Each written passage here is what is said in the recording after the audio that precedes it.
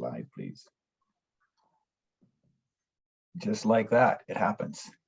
And submitting questions. So I'll go through this. I think a number of you are experienced with this now after a couple of years of Zoom meetings, but I'll just review it for those that are new to it.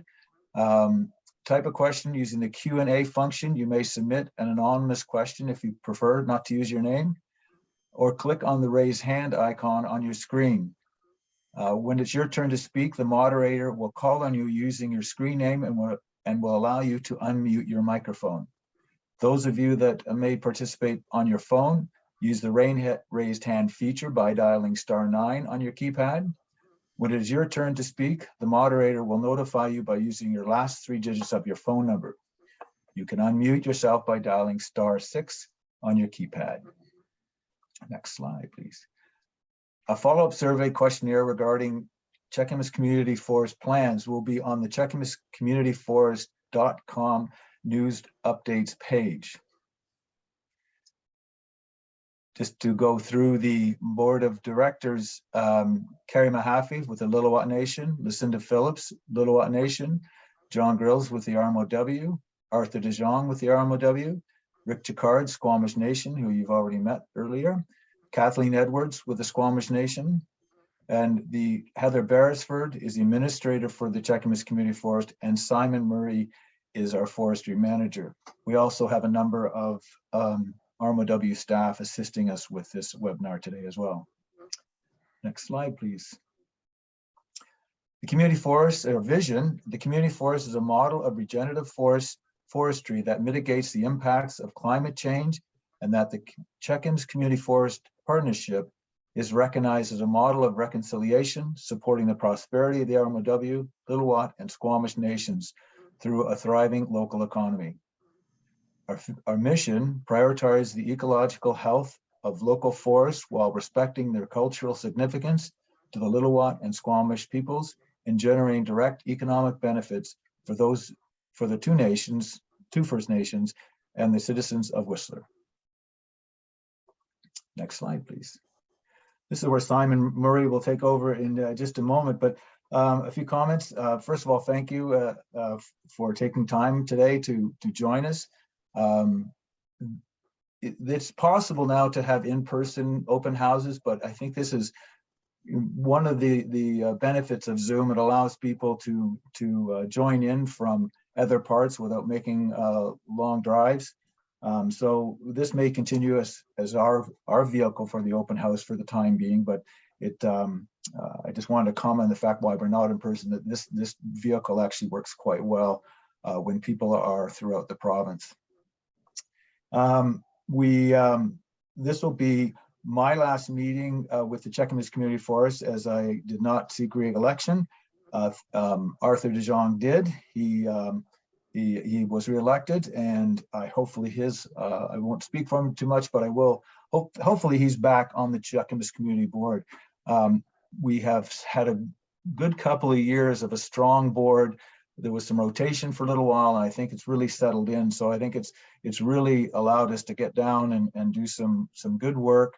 And we spent some time this summer with the rewriting our strategic plan, which should be brought out into the public early, if not late this year, early next year, as we go through the final pieces. And I think I really want to leave enough time for the folks that have joined us today to ask questions of this board. So I won't spend much more time making comments, but I'll be here for the question period as well. Simon, if you'd like to take over. Hi, everybody. Good afternoon. My name is Simon Murray. I am the manager of the Cheakamus Community Forest, and I've been at the role for 3 years now.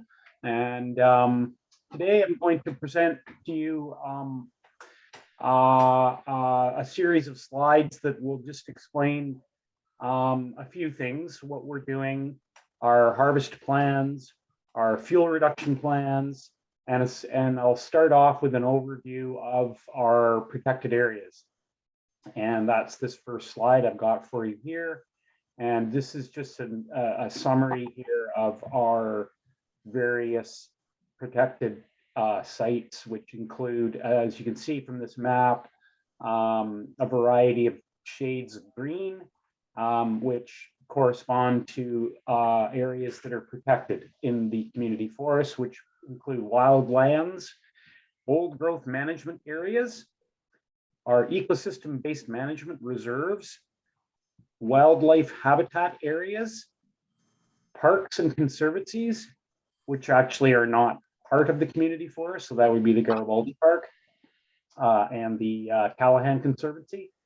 And what I'm not showing you on this map and is not quite finalized are the results of the technical advisory panel the government produced in 2021, the end of 2020, with the old growth deferral areas. So that has not been finalized quite yet. So I have not included that here on this map. So that just gives you a spatial idea of what is protected in the community forest.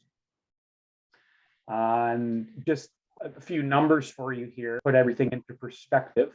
The community forest is got 29,000 and something or other hectares there in our forested areas. We'll call it around 30,000 hectares.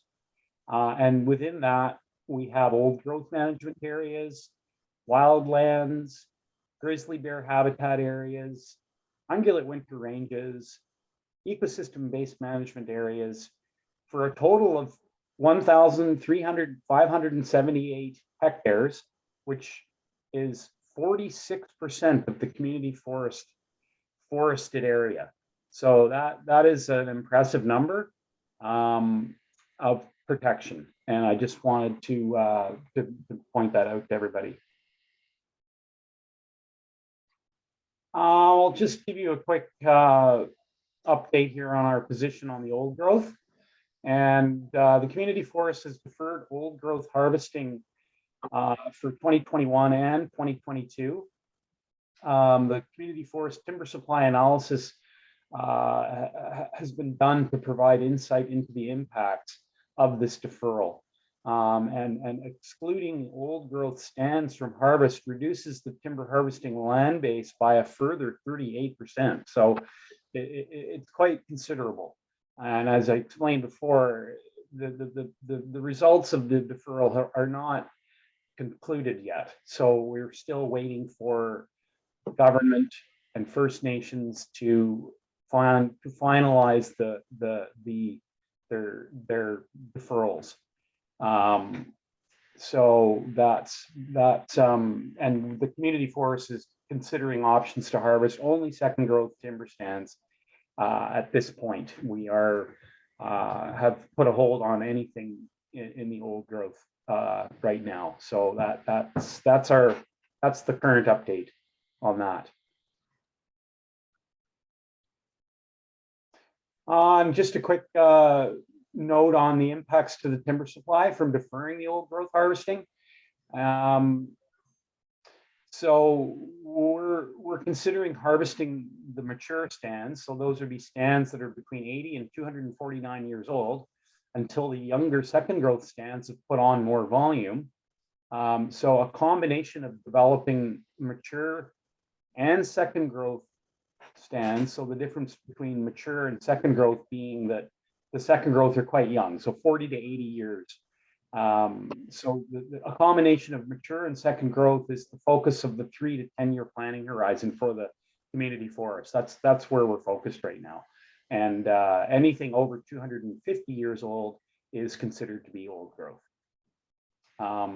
Now, just a note on the carbon agreement we have with the provincial government, and the carbon sequestration is not going to be negatively impacted by a shift from harvesting old forests to younger second growth forests. So that if anybody has a question about that, it is not going to be negatively impacted. We will continue to carry our carbon agreement. Okay, this is a map that's showing us the various age classes of forest within the community forest. You can see the outline of the community forest here in black. And we have old growth areas that are shown in pink here. And that's a considerable amount of forest still that exists in the CCF. These green areas are the old growth management areas that are locked away, and those are sort of planned, those are legally established old growth management areas. And in blue shaded areas are our second growth, mainly Douglas fir plantation stands that are, well, we've got two different age classes here, 1 to 40 years, so that's quite young, and then the 41 to 78 years, which is the stuff that we're targeting now for harvesting. I'll just carry on here, and my next slide is going to just, this is something that you'll be able to see on our website. It's an overview map of our operating plans for 2022 and going into next year as well. And it's a map of all the proposed harvesting and fuel reduction maps that can be downloaded or viewed on the Community Forest website. And changes are made to these maps from time to time, and as engineering and planning is completed. And you can also go onto our website and have a look at our approved forest stewardship plan and map, which I encourage people to look at. And that is really the guiding document for our forest practices in the community forest.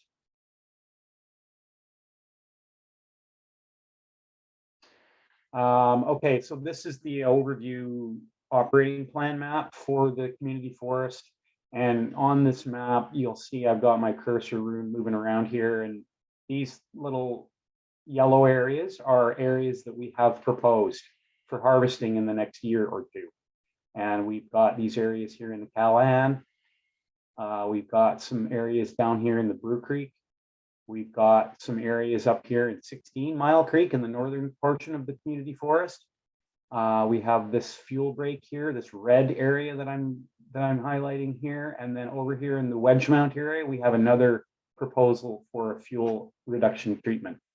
And then these pink areas are what we refer to as the wildland urban interface.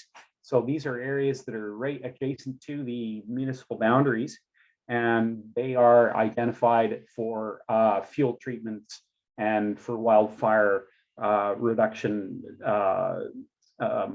treatments primarily. And you can see we've got one here up along just next to the new Wedgewoods subdivision up here adjacent to Rainbow, Alpine, and over here down in the southern portion near Cheakamus Crossing, and then other developments that we have kind of on the plans for potential is all along the west side of the valley here. So that can be viewed on our website if you'd like to look at that map in more detail. Okay, so carrying on here with our first harvesting proposal, and this is compartment S02 in the 16 Mile Creek Valley. And this is a development that includes, well, it's 4 blocks. We've got here in this, on this particular map I'm showing you, we're actually not going to be doing this one here called S02D. So we'll be doing A, B, C, and E is the plan. And this is second growth timber. The engineering and all the assessments are completed now.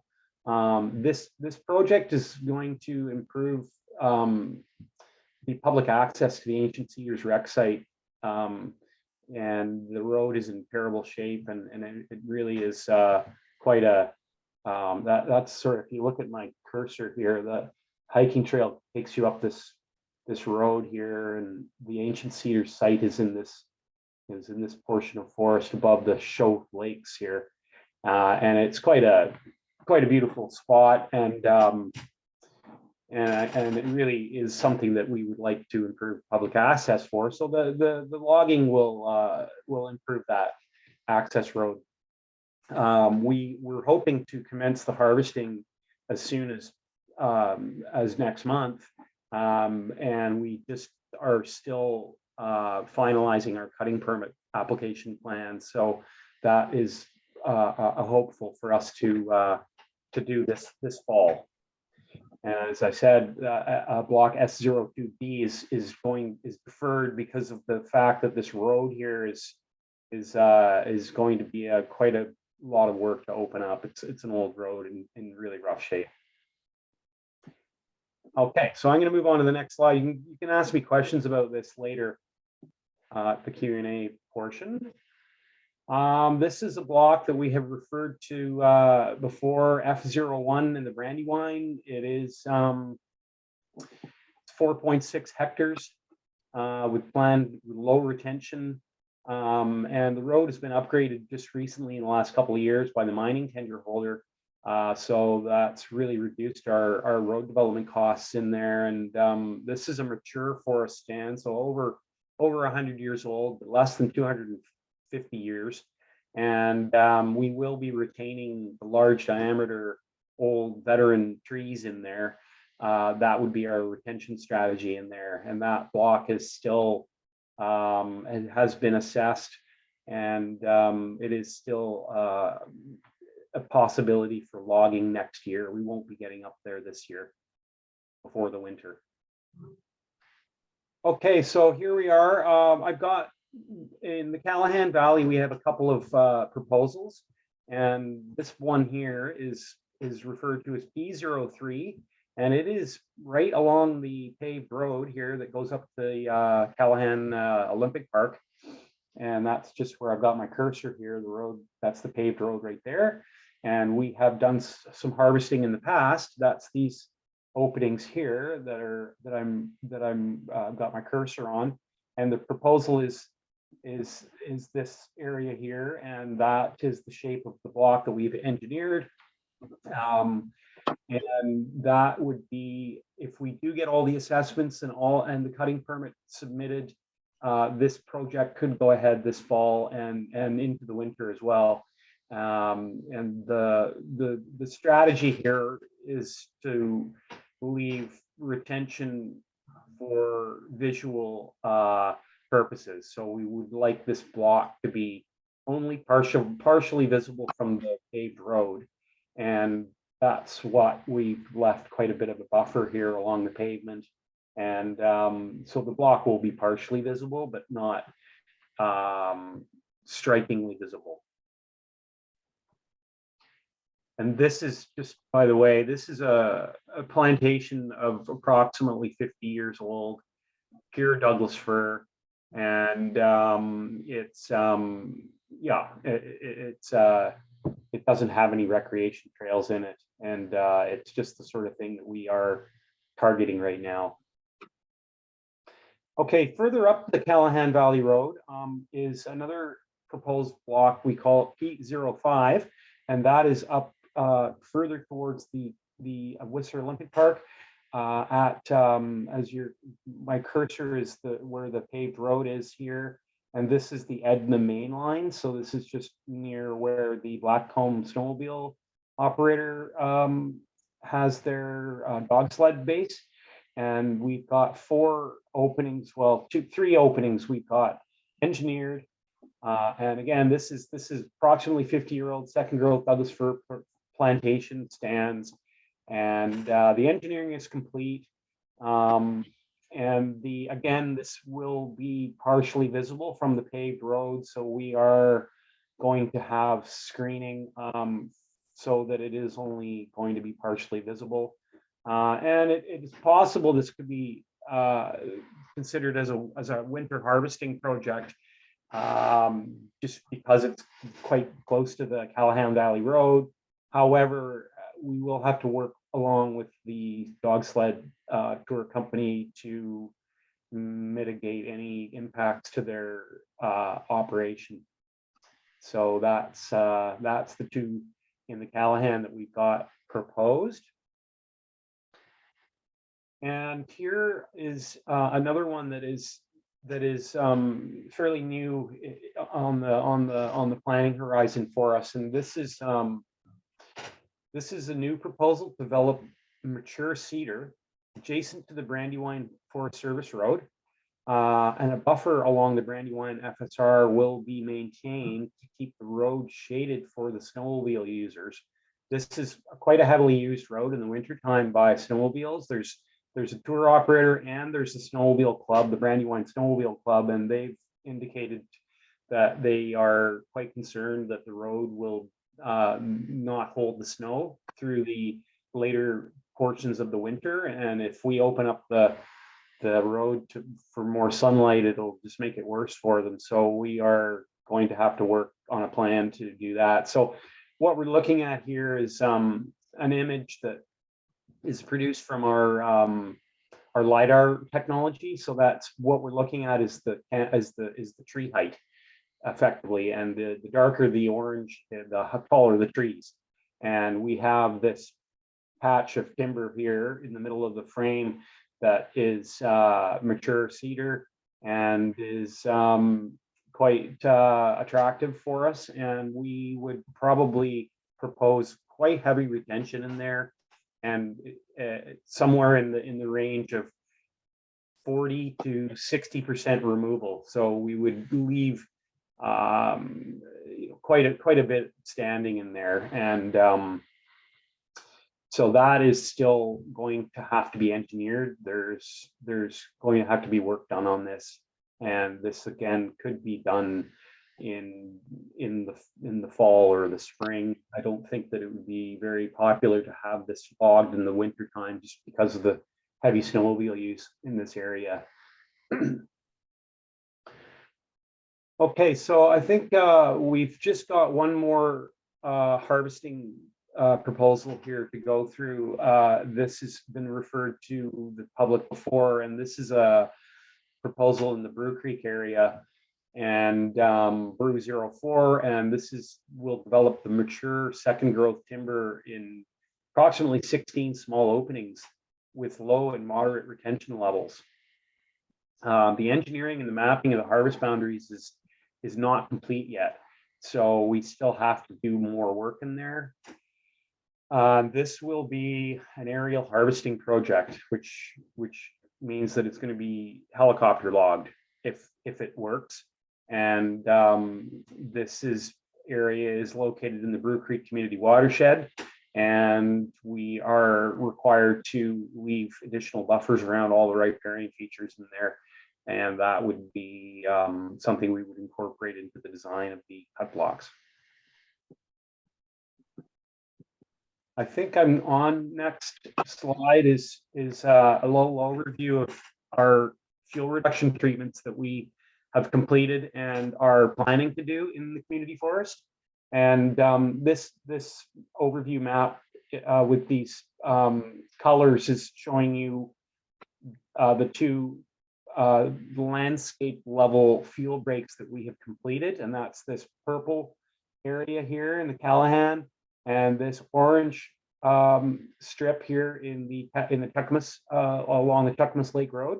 So those projects were completed in the last 5 years, and the third one that we would like to do, these are landscape level fuel breaks. So that is basically trying to create a defensible area from a landscape level fire. And that is something that our wildfire experts have identified to us that is something that Whistler really needs. And so we've done 2 of the 3, and the third one here up in the 16-mile drainage, this green slice here is the one that we would like to get going with. We've done a prescription on it. We've done the layout. We've identified the boundaries, and now we are really just waiting for funding. And it would be a multi-year project to do this, probably 2 or 3 years to complete. It's 43 hectares. So it's going to take, I would imagine, we probably do 20 to 25 hectares a year. So yeah, it's a couple of years at least to do that. So those are the landscape level fuel breaks that we got in the community forest. And the other type of fuel treatments that we are proposing are the wildland urban interface areas that are right adjacent to the residential neighborhoods. And I'll get to that in a sec, but this is a little bit of a better map of the 16 Mile Creek landscape level field break with 3 different treatment units. And that just gives you an idea of where it's located.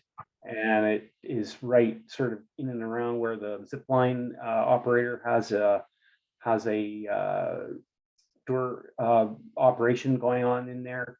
And so it's a fairly ambitious plan, and that is something that we would really like to carry on, you know, to get funding to do that.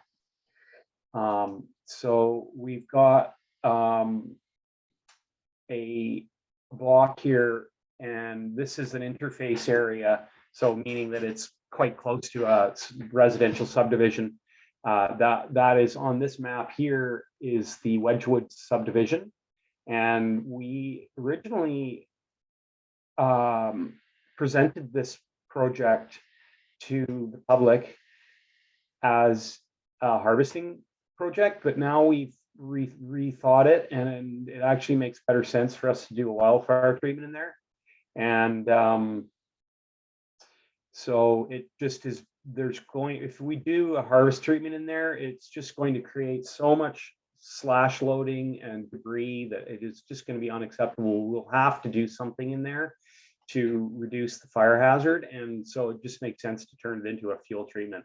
And that would mean that we would leave far more trees behind and take the stand down from where it is approximately around 800 stems per hectare and take it down to about 350. So we're going to remove somewhere in the range of 50% of the trees. And anyway, that would work quite well with the mountain bike trail network that's in there, so that the trails would be protected. And we would also be meeting our requirements for the northern spotted owl habitat, which we are required to leave 40, the largest 80 trees per hectare for northern spotted owl habitat recruitment. We currently don't have any northern spotted owls in the Whistler Valley, as far as we know, but we are required to maintain habitat in the hope that the species is recovered. So that's the wedge mount proposal. And we've got this one here in the near the Rainbow Alpine subdivisions and Emerald as well. This has kind of been on the plans for quite a while. This is also going to be implemented alongside the RMOW initiatives that are going on in here as well. So we have 3 areas. We've got this area here, which is above the Alpine subdivision. We've got this area here, which is above the newer Rainbow subdivision. And then there's this area here, which is in between Rainbow and Emerald. And this is fairly ambitious that we don't, I think that realistically, the treatment area here above Rainbow is probably the highest priority and the most simple to treat. Whereas this one here above Alpine is going to be a little bit more difficult because the terrain is quite steep. And this area here in between Emerald and Alpine, or Rainbow and Alpine, or Emerald, is also going to need to be reconsidered slightly because it's got some challenging terrain in it and a very open forest that is probably not all that hazardous from a fuel management perspective. Okay, so I've got that's all I've got for you today, folks, and I think I've come in on time here for everybody to ask questions, and I will.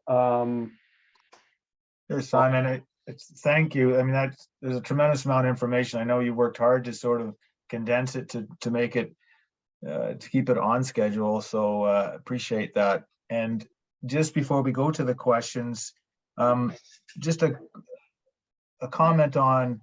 I've seen the list of participants. I think everybody knows each other. let's be respectful in our comments and questions. I'd like to say that, but at the same time, I don't think I really need to say that. And as well, just be respectful of others for time. So if you've had a question and there's other ones in the Q&A file, let them be answered before you put in a second one. I'd appreciate that. We'd all appreciate that. And before we jump into it, there's one other quick comment I want to make, because some of you may have to drop off with busy schedules. I want to take a minute here to thank Heather Beresford, who has been with the community forest since its inception, and she has been with the RMOW for 27 years, which she's having trouble with that math, because she said, I'm only 29 years old, so I'm not sure how that works. But I would just want to make sure that everyone here is aware of the effort she's put in those 27 years for this community and for the environment of this community, and of course with north and south of Whistler as well, which she doesn't just have blinders on for that. She's involved in the whole corridor and in the province with the Community Forest Association as well. So Heather's looking forward to spending more time out in the forest with a bike or skis or hiking boots, but she's not leaving Whistler, but she is leaving her desk. Louisa Verhenne will take over, who's been working with Heather for a number of years now. So I just want to make sure everyone's aware that she's retiring from this position. And thank you, Heather. Thank you, John. Thanks so much for the kind words. No problem. And now Jill Brooksbank are going to help us with getting the questions off the start here. Thanks, John. Just as a reminder, if you have a question and you'd like to ask it verbally, you can use the raise a hand function. And then as well as we're also taking questions via the Q&A function as well. So I'll maybe start with Bob, who asked his question earlier in the presentation. The question is, from my tree coring in the RMOW and vicinity, it is clear that the age data in the VRI is incorrect, too low in many polygons. In particular, there are virtually no unlogged stands less than 250 years old, in spite of mapping that says otherwise. Would you be willing to include accurate age data in your planning maps, even if it means deferring more area? Simon, can you comment first on this, and I'll ask any other board members to jump in if they have opinions as well or answers. Okay, Bob, thank you for your question. And so we rely on the VRI data, which is the vegetation inventory information that is provided to us from the Ministry of Forests. And we are really not in a position to change that information, Bob. So, I mean, I would love to have more accurate data, yes. And I would love to share it with everybody.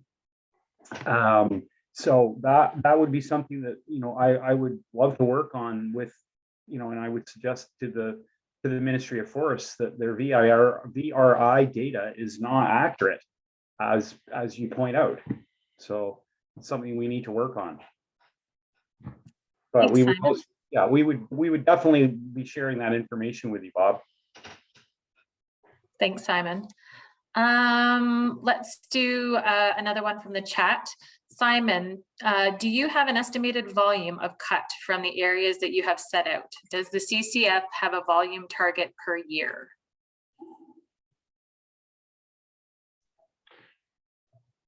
Thanks for the question, Colin.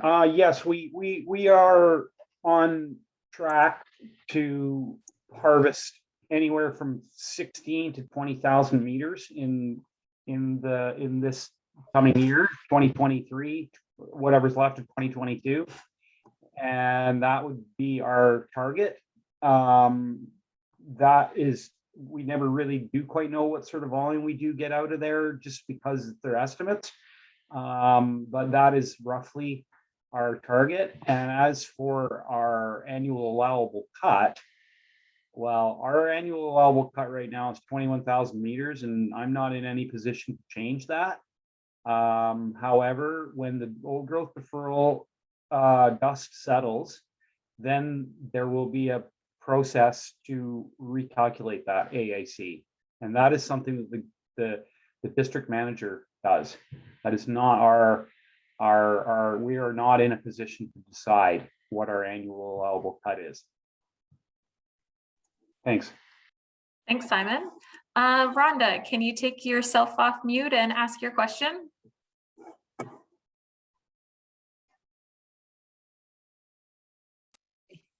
Yeah, Simon, I'm interested in the old growth deferral. I think you said it was going to further increase the area of old growth by 30, like take out another 38% of the forest available from the old growth protection that's in the 48% that's out of harvesting. Why is it such a large number beyond the old growth that was identified as being protected before?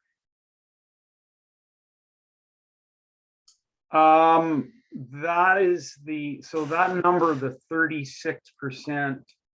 Sorry, I'm just going to zip up to the slide that I explained it on. So the impacts from our from the old growth deferral will further reduce our ability. Sorry. What does it say here? Yeah, okay, so excluding the old growth stands from harvesting reduces the timber harvesting land base by a further 38%.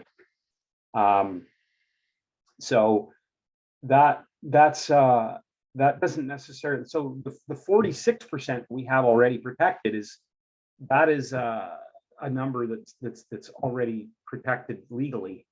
And so if we decide that the old growth is off limits for whatever time that is decided for, then that's reducing what we have left.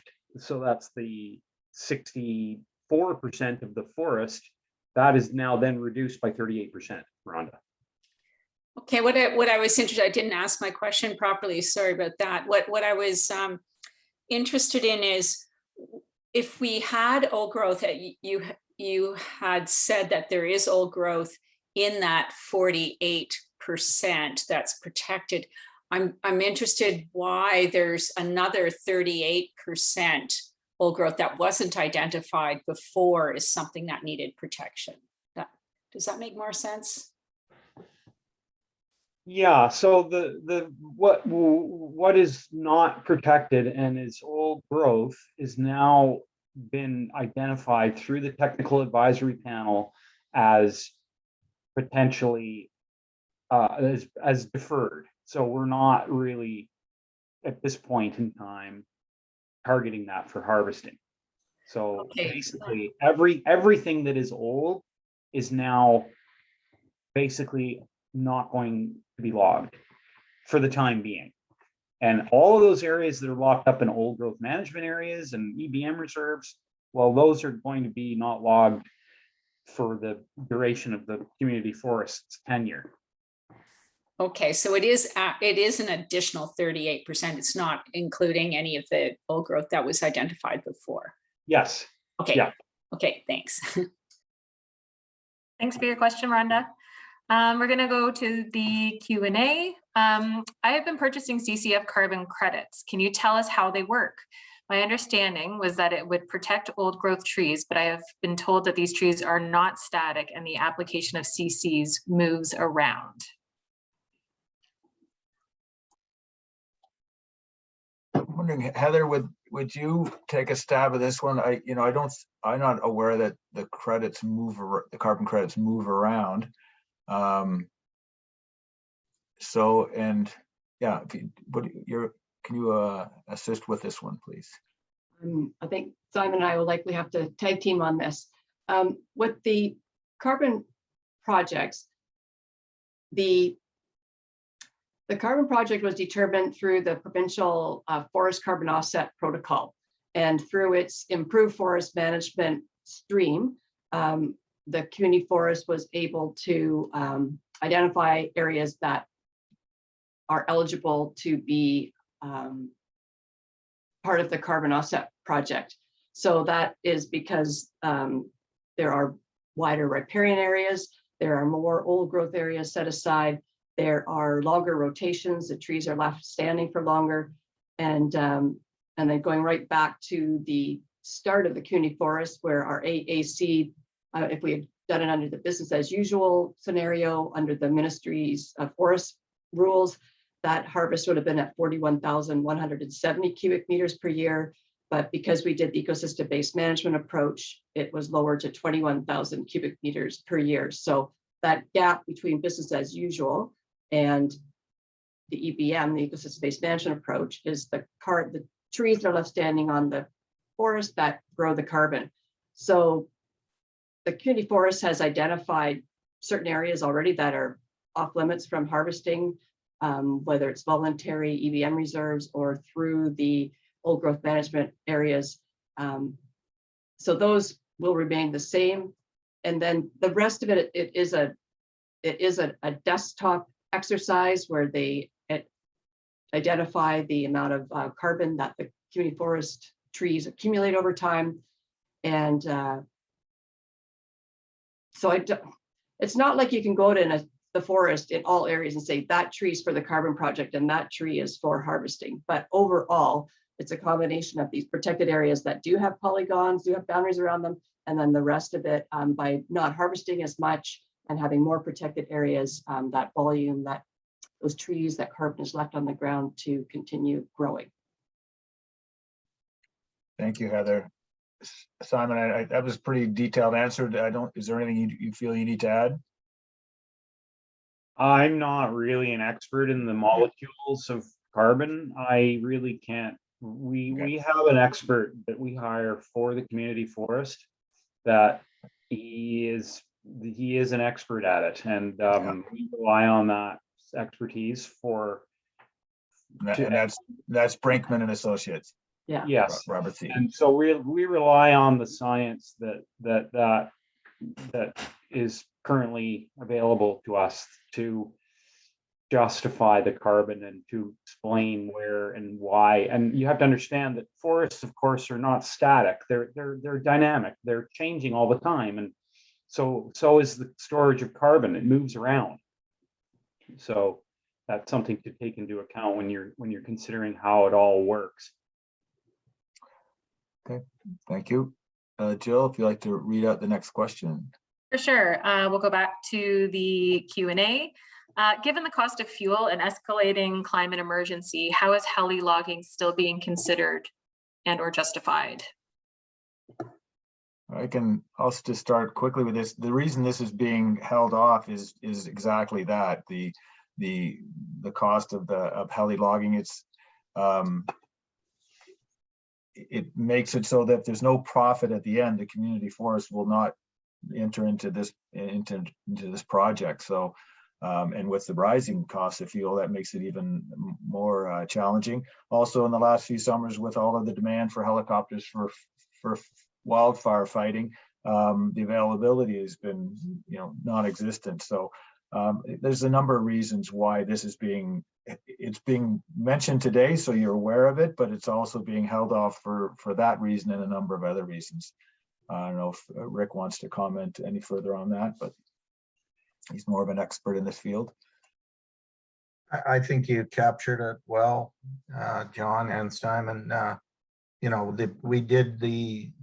Simon and his team made up the business pro formas for the Brew Creek blocks, and as a board, we reviewed the sort of the profitability of that, and it was in light of high Jet B fuel costs for helicopters. We felt that it was just too skinny. It was too close to the line. We'll leave that for another day when we're more confident around the profitability of that. So yeah, no, I think you've covered that question well. Thank you. All right, our next question comes from Jane. Does recreation planning look at the future recreation growth expected in this area and potential use of areas that are currently not being used for recreation? I'm curious how the planning around recreation works. Which government agencies do you partner with for land use planning, particularly in the recreation department? And where do you see future impact on the CCF in terms of recreation? We can break that question up if that's easier. You know, I can start with just a few comments, and certainly others here can chime in, but there is, I think if you're always well aware of that, there's not a ton of money being is available for us to create additional parks here. We can't go to in the province and ask for more money to defer logging so we can create more parks. I mean, there's a massive demand throughout the province for this. So, but we're conscious of every time we go into one of these projects, if there's tenures in there for activity already, we have to work with those operators and make sure that their trails and their businesses are viable. In some ways, we're doing this work in the field thinning work to make sure that the forests are there in the future, so they can continue to have these wilderness experiences and backcountry experiences. So it's a partnership with our current businesses in the area. But as far as you know, the reason that the asset we have here is in the tourism economy we have, that's one of the key goals of the community forest, is to protect what we have and for future generations. Anyone else? Arthur, this is and I see Heather as well with her hand up. So ladies first, if you don't mind, Arthur. Thanks. Just a reminder that the tenure that the Cheakamus Community Forest holds is focused on timber harvesting and the collection and management of non-timber forest products. That's really all that the community forest has legal authority to do any kind of planning around. That being said, we recognize where we're operating. So here's my 3 to 12 years ago, but probably about 7 or 8 years ago, Tom Cole, at the time, Sue Maxwell and myself and the rest of the board undertook a 2-year integrated resource management plan where we went out and we talked to commercial operators, WARCA, Aware, many businesses in town that were using the backcountry areas to determine where are they using those areas of the community forest for recreation, and you know, where should the community forest do its best to stay out of. We have agreements with Canadian, we have agreements with Blackcomb, Snowmobile and TAG. So, you know, trying to recognize that. The question, Jane, about looking to the future, hopefully the work we've done so far will help us with that. We recognize, I think everyone in Whistler recognizes how much busier it's gotten everywhere. But you know, we'll keep with the protected areas that we have. And I think that our integrated resource management plan still puts us in a good place to avoid the most important areas for recreation. Thanks, Heather. And Jane, if we didn't capture all of your questions, feel free to just add a second question into the queue for the Q&A, or just put up your hand as well. Our next question is from Rhonda. What is the buffer width for Callahan? And is that width consistent with other buffer zones, with other area buffer zones, pardon me? Yeah, I can answer that question for you, Rhonda, very quickly. It's the buffer from the paved road is anywhere from 10 meters to 50 meters. There is no legal sort of minimum buffer zone. It's basically a thing that is, it's a visual impact analysis is what we do. And the visual impact of from the, you know, seeing this harvesting from the paved road is what we base our buffer on. And other, where, you know, is it consistent with other area buffer zones?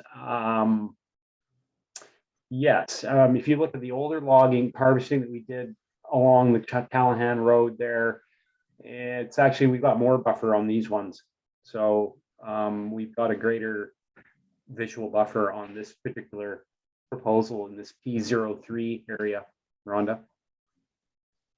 Hope that answers the question. Thanks, Simon. The next question is from Clay. Hi, board. Do you feel you're balancing all the values set out in the BCCFA indicators report? Number of jobs, economic activity, community contributions, funds leveraged, distribution of log sales, investments in silviculture, economic diversification, public engagement, investment in recreation, proactive management for wildlife hazard, First Nations involvement, managing sensitive areas, investment in forest stewardship, and compliance, I think, with environmental standards.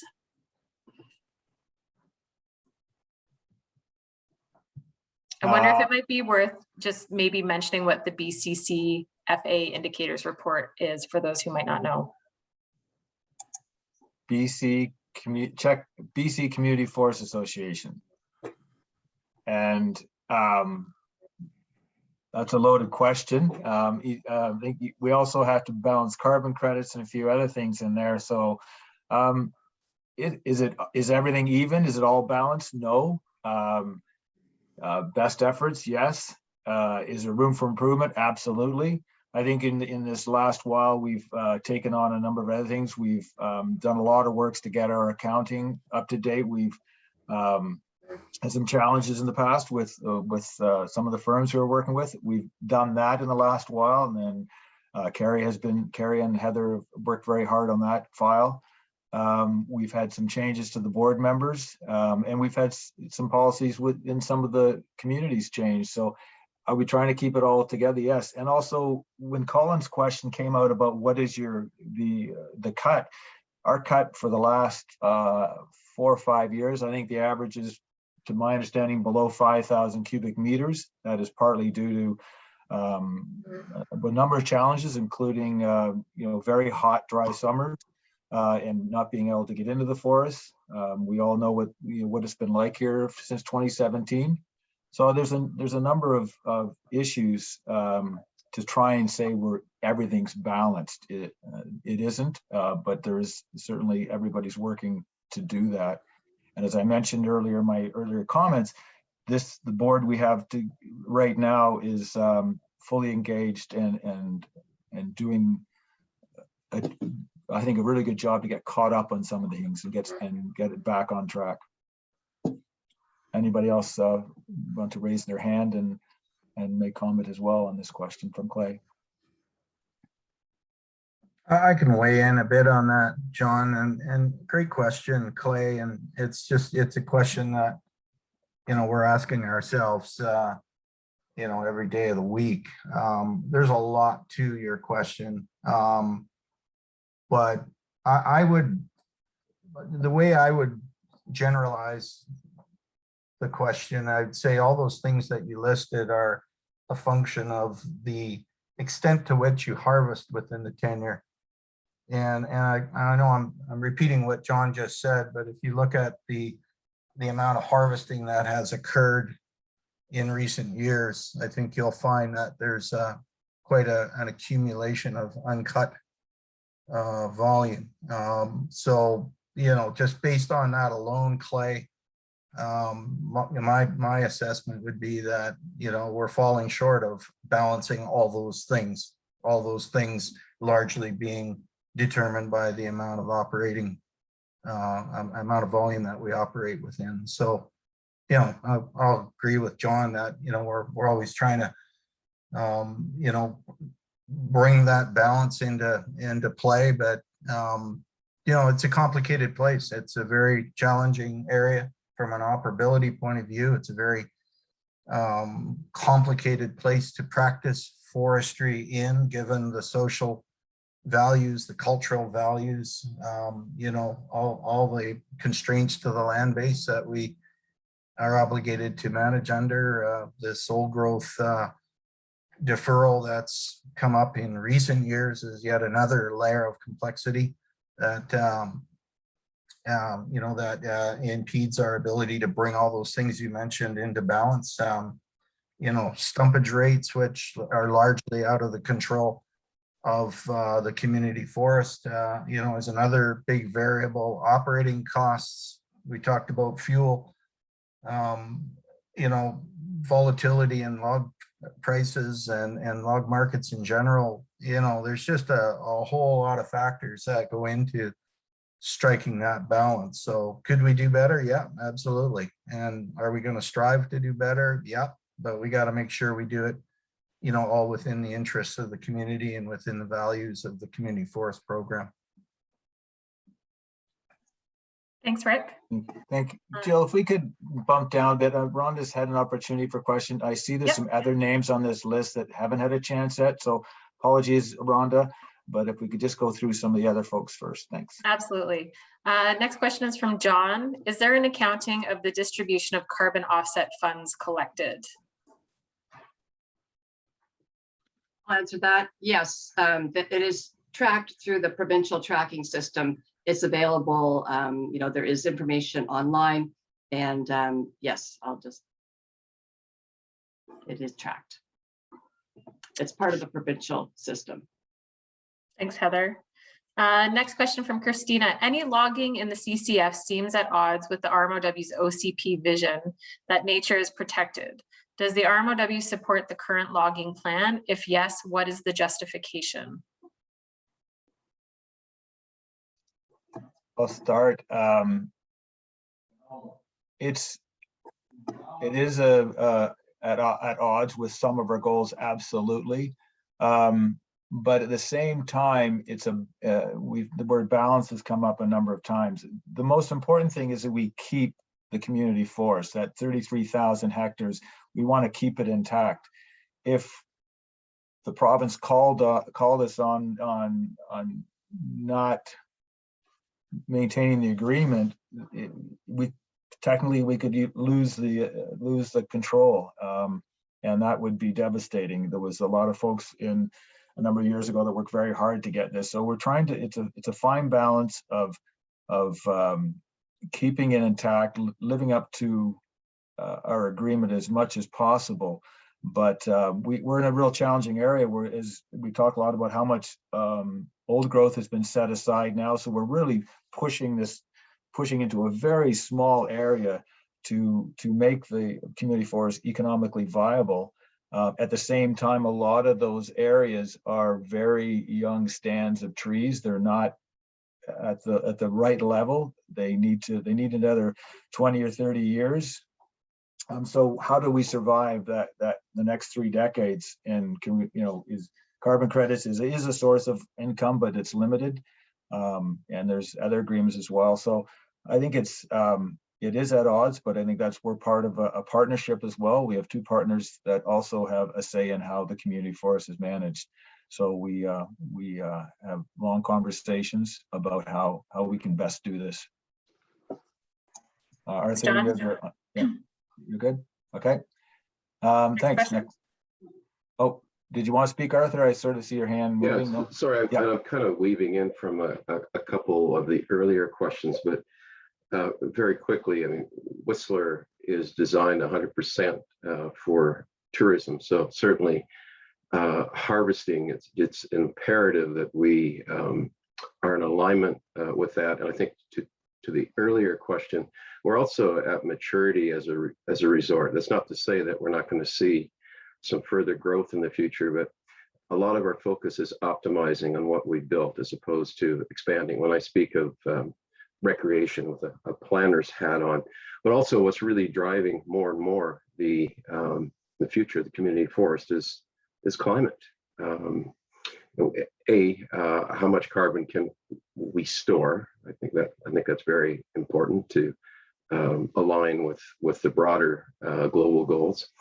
And also the risk. About 70% of our municipality is covered in forest, and every day we have, on average, over 40,000 guest residents here, and the potential of lightning as well. So it's a prescription for a major fire. It's just a question of time. So how do we be preemptive with climate and manage our forests for some of these future inevitable realities? So we're in a continual, shall I say, evolution on that. I'll leave it at that. Thanks, John.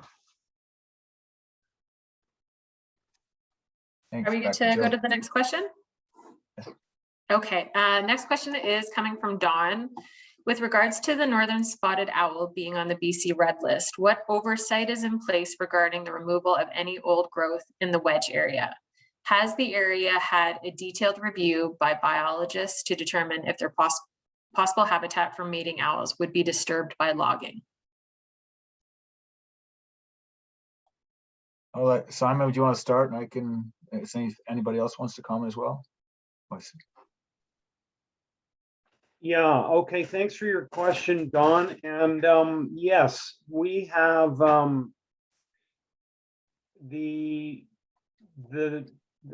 sorry, let me just explain to you the northern spotted owl habitat area that exists in Whistler extends all the way from Pemberton all the way down south to approximately Daisy Lake on the south side of the valley. And all of that area has been identified as potential spotted owl habitat if the species is recovered. We have, the government has done, and the biologists, the provincial biologists have done a lot of studies to determine where these birds prefer to nest.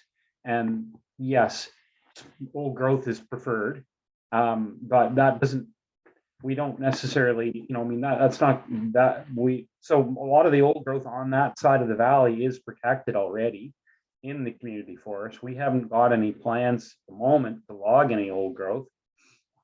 And we have also a requirement under law in our forest stewardship plan and in a legal order to maintain habitat or recruit habitat through forest management in the second growth stands, so that in time, in the future, we will have stands that have structural attributes to them that support spotted owl habitat. So we do have quite a robust plan to keep habitat preserved and also to recruit more habitat. I hope that answers your question. Thanks, Simon. Anyone else wanted to add to that? Nope. Okay. Our next question is from Susan. My question is related to the Cheakamus Crossing fuel break done on both the east side and west side mains. To be honest, I was shocked at how much growth was removed and the negative impact it had on the enjoyment in the area. In particular, near the new subdivision on the east side main and the large area also taken on the west side. Is there a plan for replanting in these areas?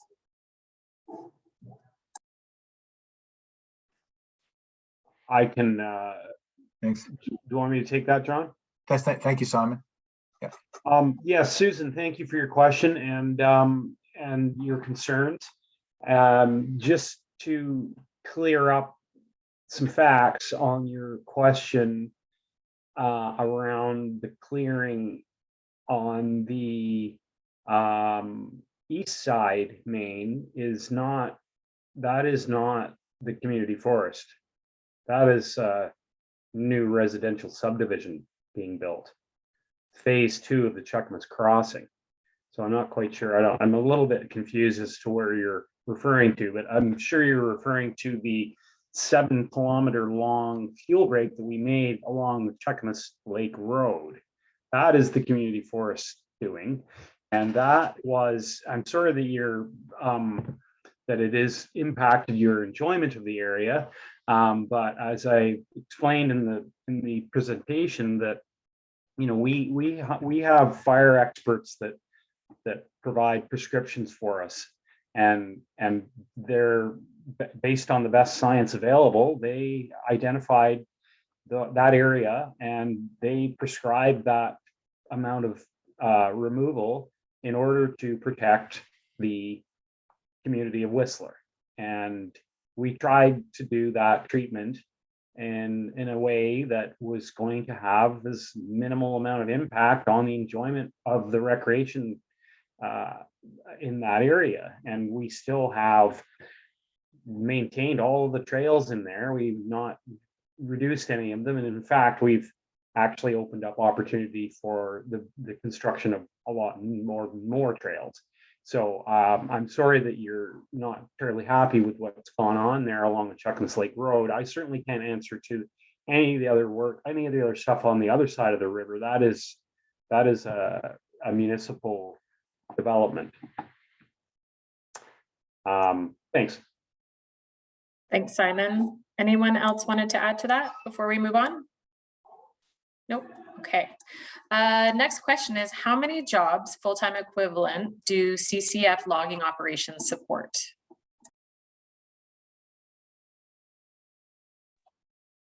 I don't know if we can answer that because it varies from project to project. And I mentioned earlier, there hasn't been a lot of actual logging projects in the last 4 or 5 years. And of course, the most work I think we would have provided would have been the fuel thinning work. And that some of that is taking place in winter, and which is helpful for people working in the forest industry in the sense where there isn't a lot of winter work. So when we did the Cheakamus Road there, that was a winter project, and we did it over a couple of years. So that provided jobs in the off season, as I guess you would say. So, but I don't have an exact number. I'm not sure if anyone else on the crew here has.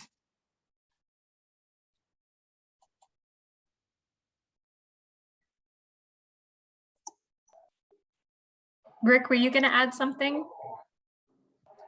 No, I just, I mean, it's a question that is centered around what harvest level do you assume? I mean, I could, if the individual who asked the question wanted to know what the job count would look like if we were to harvest the AAC, I'm happy to give you my phone number and we can follow up offline. I can give you some estimates of what that should be. But to John's point, if the answer to your question is going to be highly variable depending on whether you operate or not. So, again, I'm happy to give you some employment estimates on the assumption that the AAC is the AAC being the allowable annual cut, on the assumption that that volume is harvested. I can put a number to that.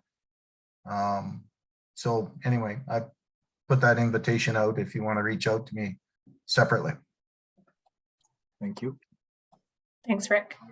Our next question is from Rhonda. How might a move to harvesting second growth affect the community forest goal of economic benefits for First Nations?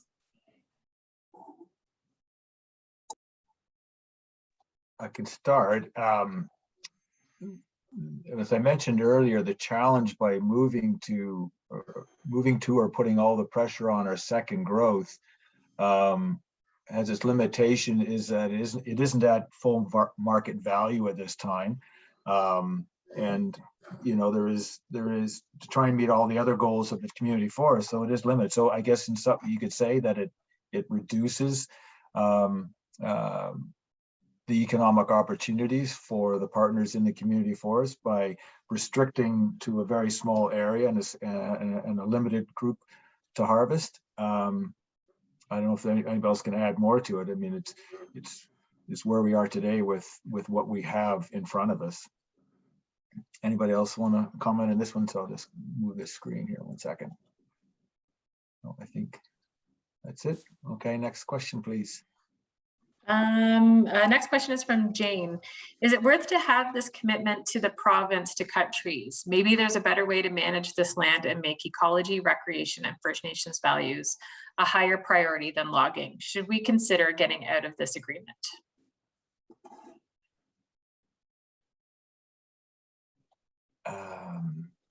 I would not. It's my last meeting with this group. My parting comment would be no. I think it would be best to keep it in place. It's better to have control over something to give it up.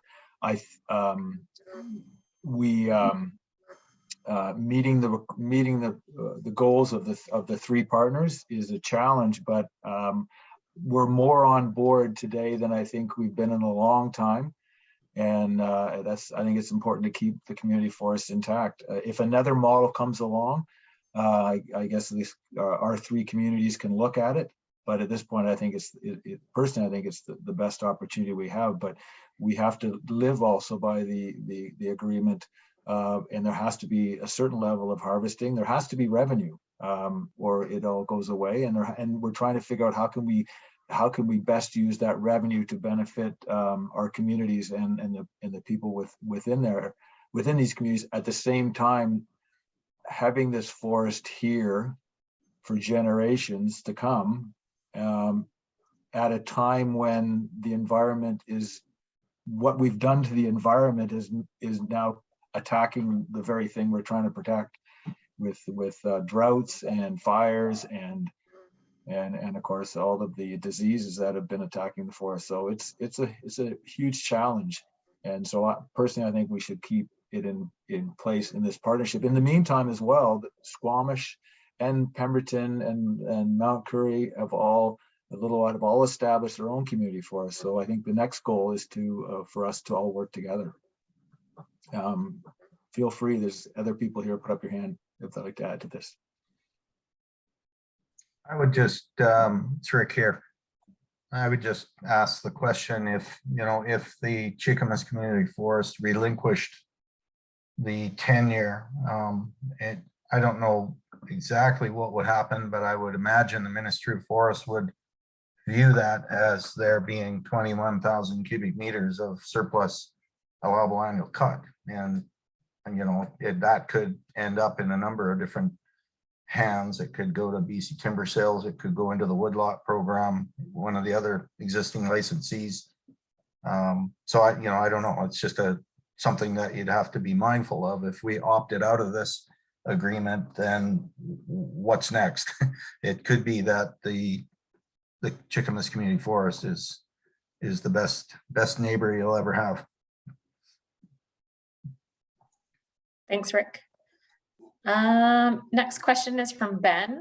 Who is responsible for repairing trails that are damaged by fuel thinning work? Responsible for actually doing the work versus responsible for funding the repairs? I can answer that quite quickly, Ben. Thank you for your question. The answer is the Cheakamus Community Forest is responsible for repairing any trails that are damaged by our operations, whether it's fuel thinning or whether it's harvesting, and we pay for it. We get either our logging contractor, subcontractors, or we actually will pay the Whistler Off-Road Cycling Association crew to do it. So it does not fall on anyone else's responsibility to repair trails that are damaged by our activities. But that does not include, sorry, Ben, but just that does not necessarily include unauthorized trails. We generally do repair those, but we don't necessarily have a legal obligation to repair any unauthorized trails. Hope that answers your question. Thanks, Simon. Did anyone else have anything to add to that? No? Okay. Rhonda has a question. How is the goal to mitigate the impacts of climate change affected management of the community forest?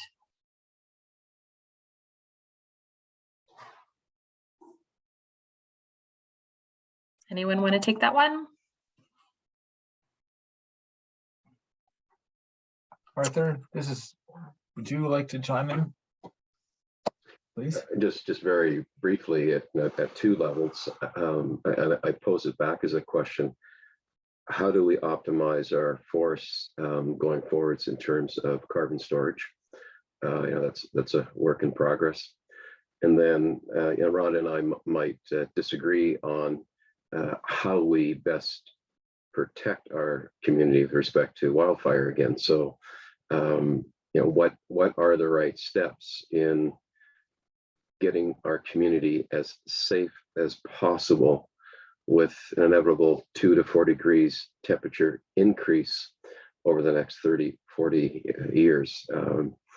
Clearly there are things that we're going to have to do with our forest that maybe we don't fully understand right now, and there are different views on that. I think that the most recent data that we've got from the big fires, whether it be that affected communities like Paradise or Fort McMurray or Lytton really indicate that fuel loads in close to structures are the most critical input in losing communities and infrastructure. So a lot of work in progress, or a lot of work that we need to do moving forward on that. Thank you, Arthur. And I think as well, in the replanting as well, there's now what may have been a species that worked very well in the valley or further up the slopes. In the replanting, what will work in the future with these different climate that we are living in now. Simon, I see your hand up as well, if you'd like to comment. Yeah, just another note there, Rhonda, on your question about how we are mitigating the impacts of climate change and our management strategies. And we are doing that. We are on the ground doing more field treatments to reduce the risk of fire. We're doing better debris management in our harvest areas and in our field treatment areas.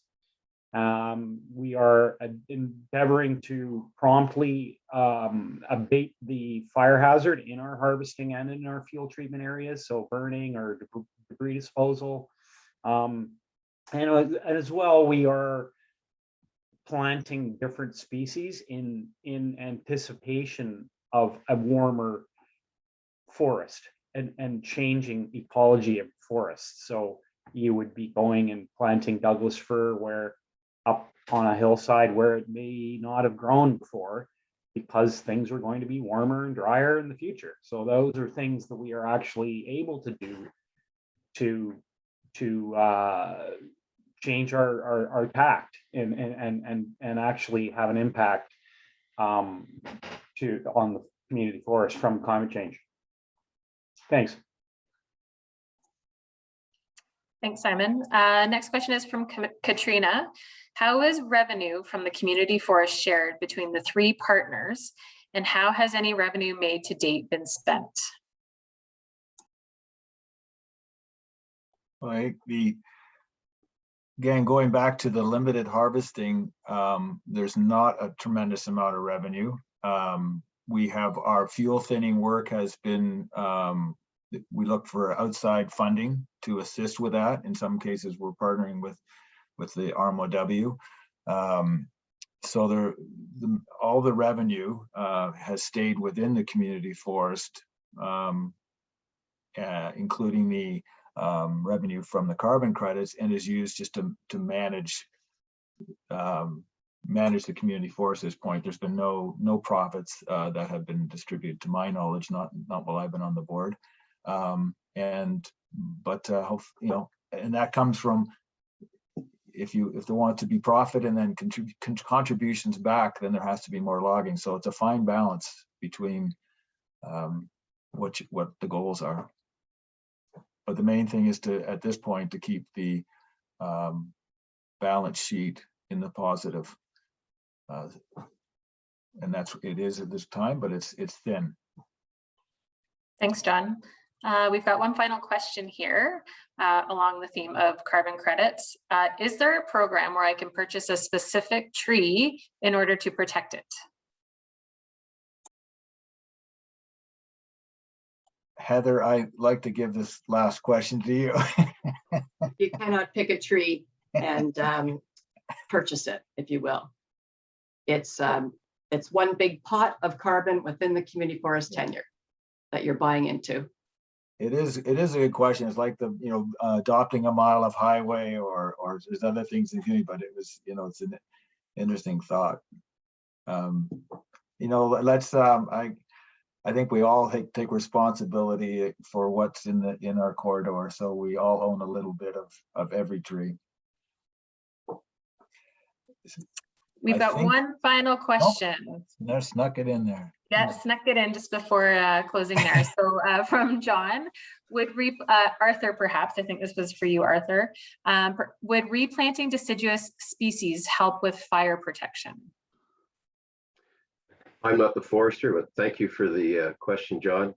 And certainly all the studies and places I have gone, it's very compelling to use deciduous to create a fire barrier. And I've always been strong when I see landscape plans with the developments that we see that come across the council table. And when I see conifers, I cringe. I see deciduous, my thumbs are up. So we need to optimize that as part of going deep, that we need the depth that we need to get to in terms of protecting our community. That's certainly one of the quivers or the arrow in a big quiver. Thank you.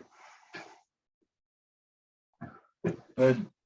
Thank you, everyone. Thank you for the participants. Thank you for the questions. And I'd like to thank both the Jills for assisting us today. Louisa, thank you. And we wish you well in your new position.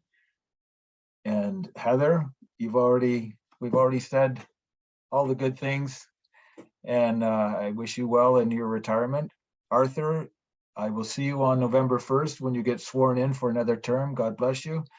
And Simon as well, appreciate all the information and the work you've done with the community forest.